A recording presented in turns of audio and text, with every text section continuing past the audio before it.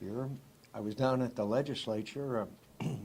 Due to the snowstorm, the Washington, D.C. shut down, and I was able to get back and had time yesterday. I went down to the legislature and met with the governor and the majority leader and the speaker and others and discussed various issues with them.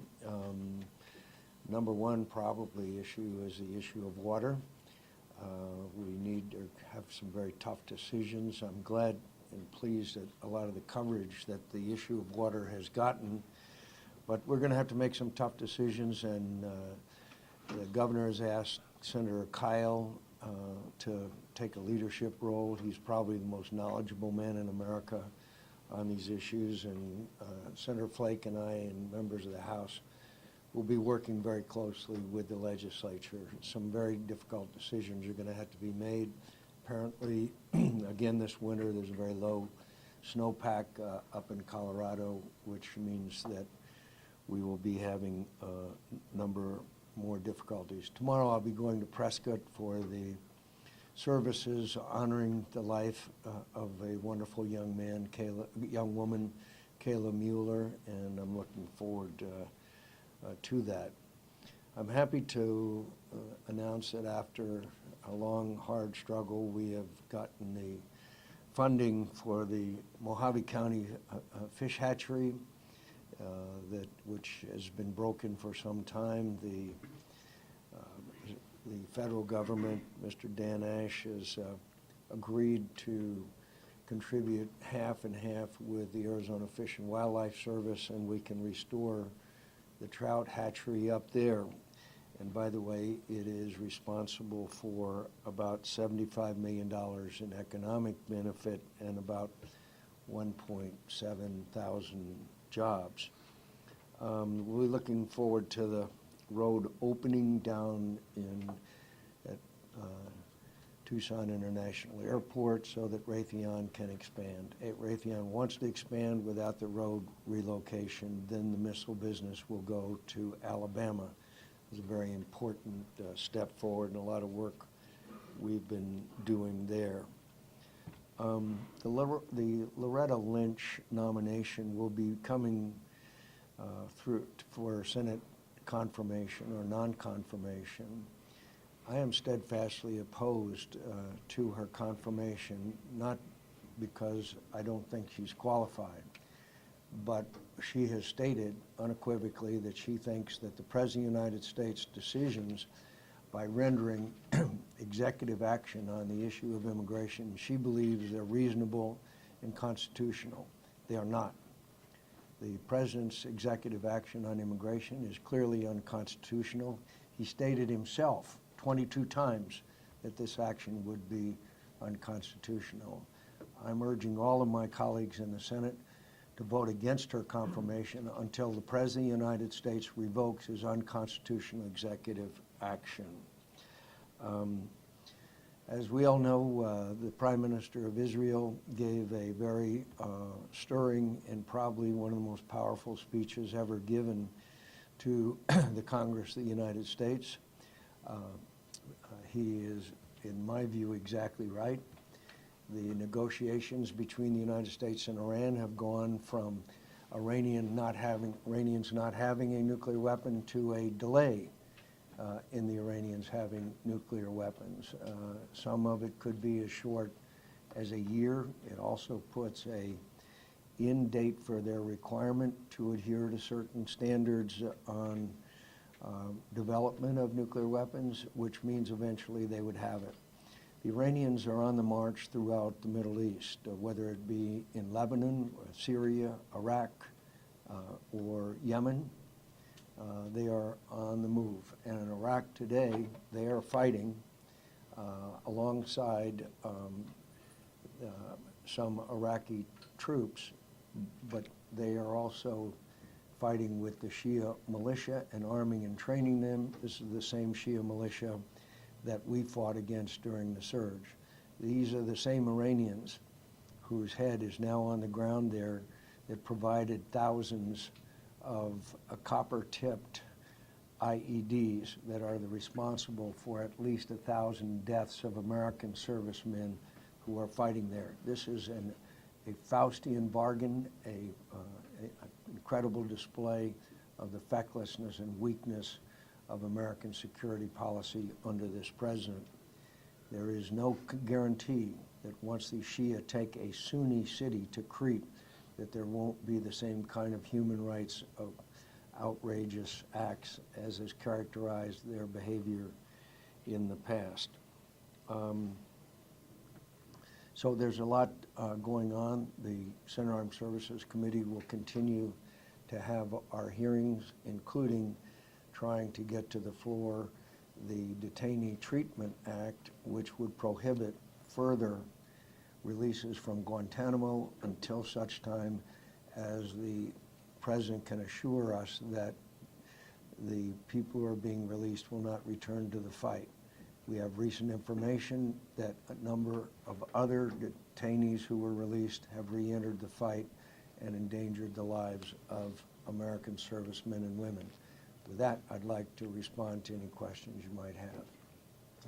Sir. Senator, I came up from Dave Richter from the Arizona Daily Star. I drove up from Tucson to ask you about Davis-Monthan Air Force Base and the recent action with the A-10s. First of all, your reaction to the, I guess, congressionally authorized removal to backup inventory status of 18 planes initially and 9 at Davis-Monthan. What's your reaction to that? And I guess, have you heard which squadrons they would come from? Because the one combat squadron, of course, would be gutted if all those 9 came from that squadron.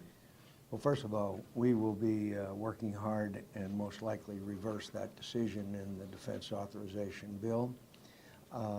It was a compromise that was made last year in response to the Air Force's misguided attempt to retire all A-10s. I might add, there are now A-10s that have been deployed to a combat zone in Iraq. It's not a huge deal when you look at the numbers of A-10s that are there at Davis-Monthan. Just standing down 9 into non-maintenance status is not what we wanted, but it certainly was a very small item as compared with the desire to retire all of them. We've made it clear to the Air Force that we will not authorize the further reductions in the A-10 status until such time as the Air Force has an adequate replacement for the A-10, which they do not have. But I can assure you it's a very high priority item for the committee and for me. Senator, have you decided yet on your reelection?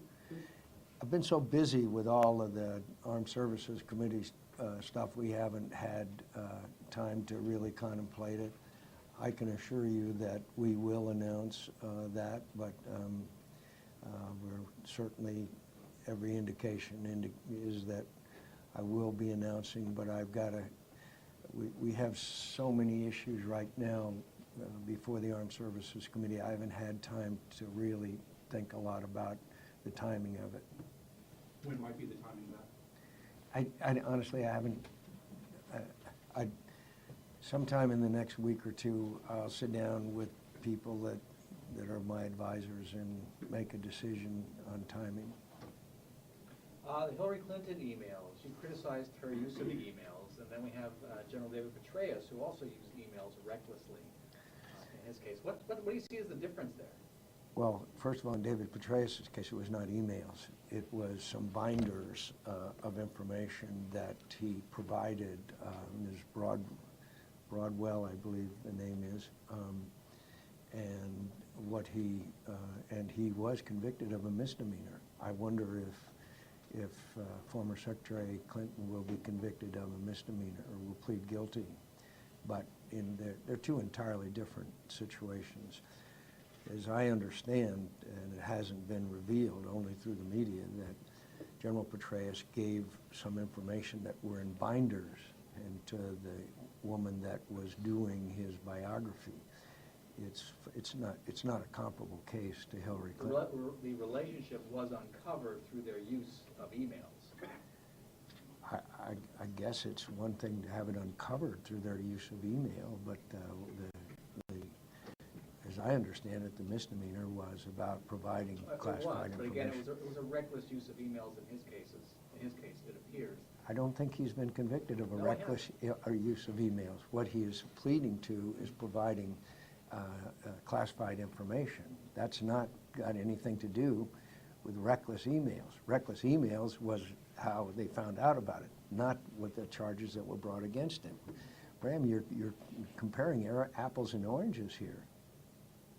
And do I think that that former Secretary Clinton should be held accountable? Yes. General Petraeus has been held accountable, obviously. Do you think she broke the law? And which laws do you think she broke?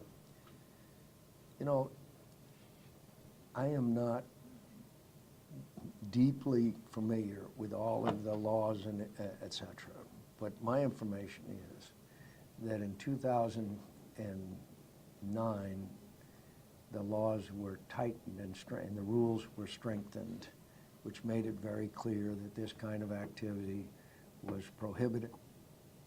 And there's also the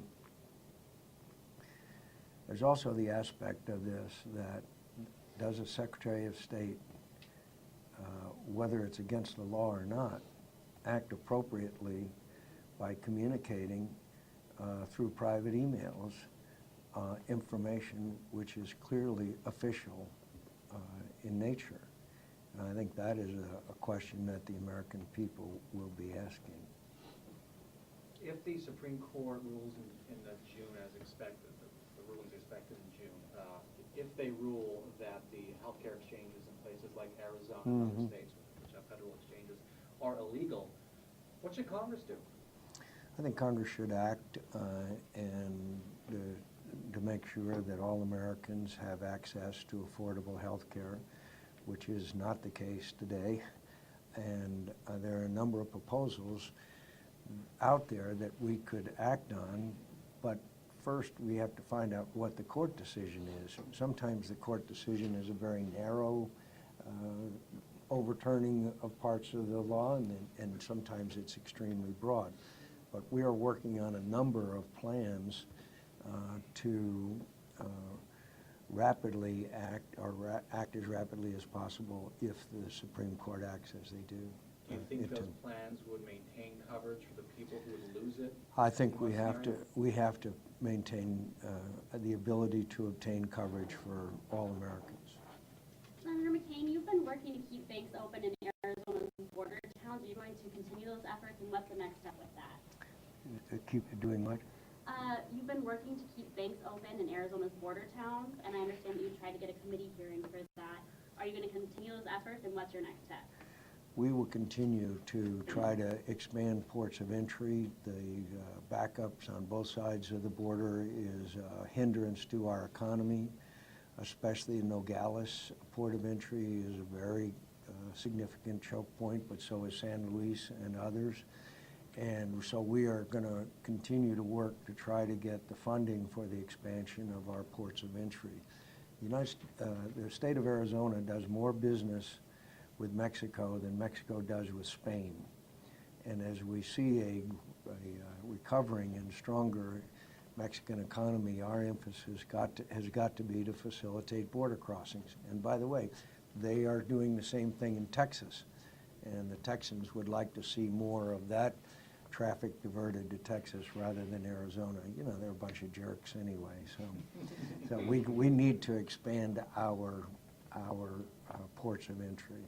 But specifically, banking institutions have been closing. The banking institutions, we have written to the various federal agencies. We have written to the banks themselves, and I believe that we can have a hearing on that whole issue, because no one wants money laundering.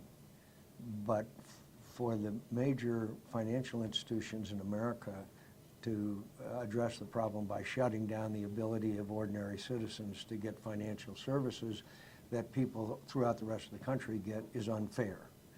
And I don't know what a legislative fix is, to tell you the truth, but I do know we need to put a lot of public pressure on the banks and financial institutions, so that people, no matter where they live, can access to the same level of financial services. Is that the reason the banks have given you for closing down there? Is they've been not particularly straightforward, but everybody knows that's the reason for them doing it. There is no other logical reason. And by the way, when we have written to them and communicated with them, they haven't denied it. Are you expecting another surge of young migrants at the border this spring and summer? I hope not, and that's why we should act to repeal the 1909 Act, which gave citizens who are not from Mexico, young people who are not from Mexico, the ability to stay here and get legal help. We should repeal it, and if children from El Salvador, Honduras, and Guatemala need asylum, we should expand our consular services and our embassies there in those states so that they can go there for their assistance if they need it. The whole purpose of that law, as you know, Brand, was to allow young women who are trafficked not to have to be returned immediately. And it was with the best of intentions. So we need to give them that help, but in the country of origin rather than show up on our border. And the only way we're going to stop it is to send those children back to the country they came from. And their parents, who in some cases have spent thousands of dollars to have them transported by the coyotes, and in the case of particularly of young women, badly mistreated along the way, that they won't do that anymore. Senator, back to Southern Arizona real quick. Sure. DM was passed over for the F-35, and with Luke becoming the major training center for the F-35, there's a worry that DM's kind of the odd man out, would need another strong flying mission if the A-10s go away. What do you think about the prospect of the F-35 eventually coming to DM, and what other kinds of missions could you see there? I think you've said in the past you feel DM is safe, it's too valuable to lose. Could you speak to that, please? I think there's a number of missions that we are looking at, and so is the Southern Arizona Defense Alliance is doing studies as well as the DM-50. And one of the areas we're looking at is drones. As we know, we're going to require a lot more surveillance of the border if we're going to secure it, and DM is a perfect place for that. Another area, of course, is for other kinds of aircraft to locate because of the proximity to the Goldwater ranges. And we also are looking at continued, perhaps, location of intelligence capabilities because we will continue to see the problems of border security. So we're looking at a wide range of options that and others that may be necessary in the future. And we have time to do that because I am confident in the near future, I'm talking about coming years, we will keep the A-10 in being at Davis-Monthan. And I say that because I know enough about aviation to tell you they do not have an adequate replacement. They're talking about the B-1 bomber, which cost per hour is 10 times operating hour that of the A-10. They're talking about the F-35. The A-10 costs between $10 and $15 million, what you're talking about. The F-35 cost $150 million. And so it takes a number of years to have an adequate replacement for what every Air Force pilot I've ever known has said, the most viable close air support weapon we have. And when you look at the world, the way that with the rise of ISIS, you cannot be confident that we're not going to be involved in some way, engaged in a conflict. And I'm not predicting that we are, but I am saying the best way not to be is to be prepared. All right? Brent. Two more questions if I can, sir. Anything. One on Kayla Mueller. Yeah. The family came out in recent weeks very upset with the president's stance on hostages. Do you believe if a case like this arose again, the United States should negotiate for freedom with the hostage takers?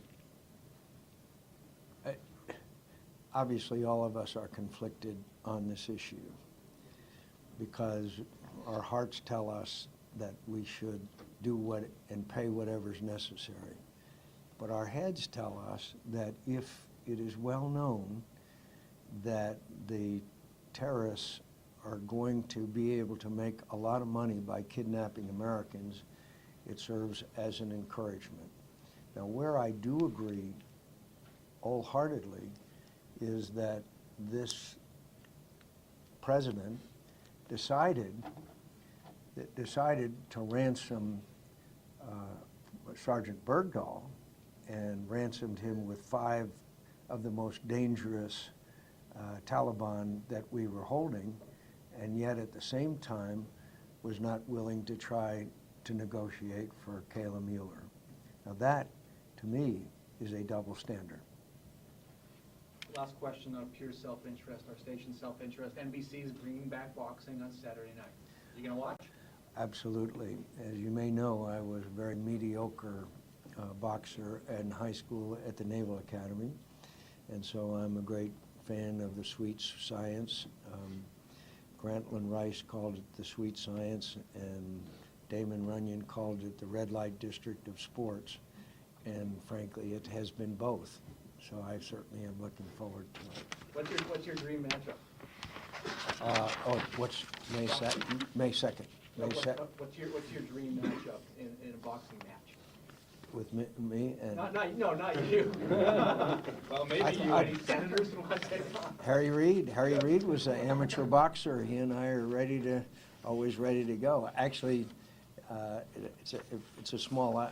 No, it's not a small item. He and I together just last week reintroduced the Jack Johnson amnesty bill. Jack Johnson was an African-American heavyweight champion of the world, and was convicted on racial lines of transporting a, quote, white woman across state lines. It's still a disgraceful chapter in American history, and for the life of me, I do not know why this administration will not grant a pardon to Jack Johnson posthumously.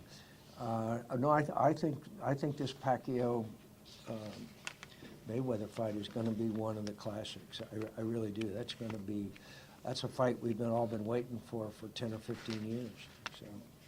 So there is a ban on sledding on Capitol Hill, and I know that recently they tried to lift the ban for a few days. What's your opinion on that? Let them sled. Let them sled. And I'm glad to be watching from the distance of Phoenix, Arizona. Hey, One question. Yeah, sure. What hope do you have that Susan Collins' bill will be taken up for a vote since it's been filibustered?